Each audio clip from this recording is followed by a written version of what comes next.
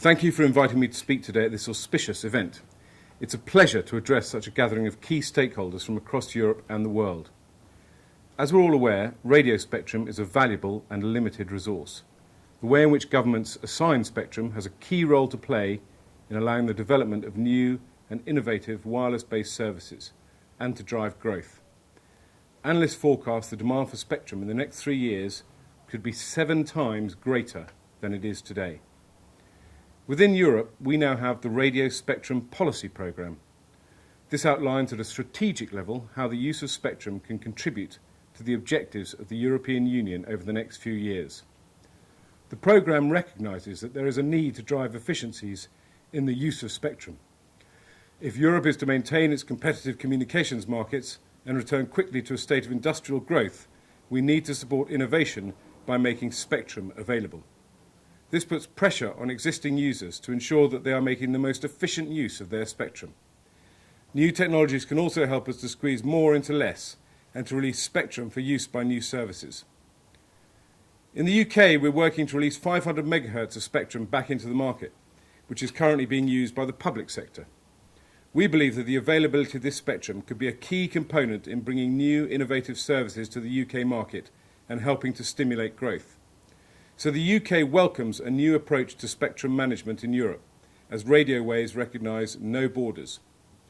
In the UK, our legislation requires Ofcom, the regulator, to make spectrum available on the basis of objective, transparent, non-discriminatory and proportionate criteria.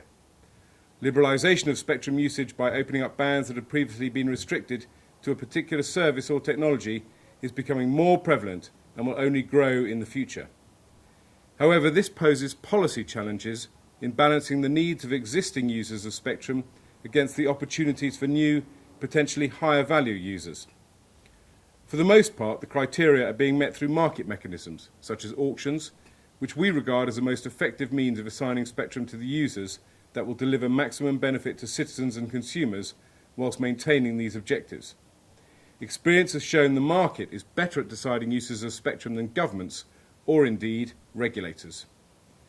New radio innovations are constantly being developed, and we must be prepared to react with speed and decisiveness in order to make the most of them.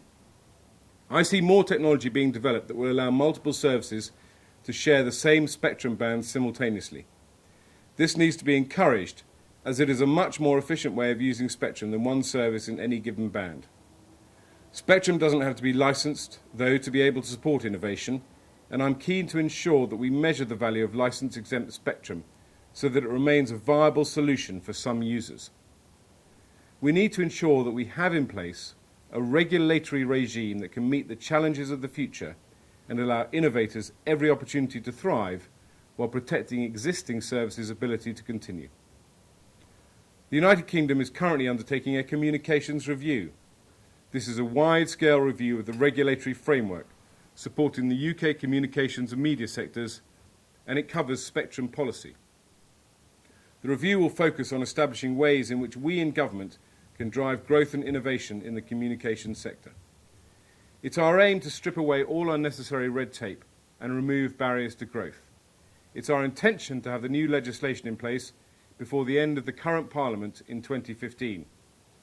Throughout this process, we will ensure that the wider public interest will underpin the way we address these issues, and we will seek to engage with all parties, from the individual citizen to the major companies.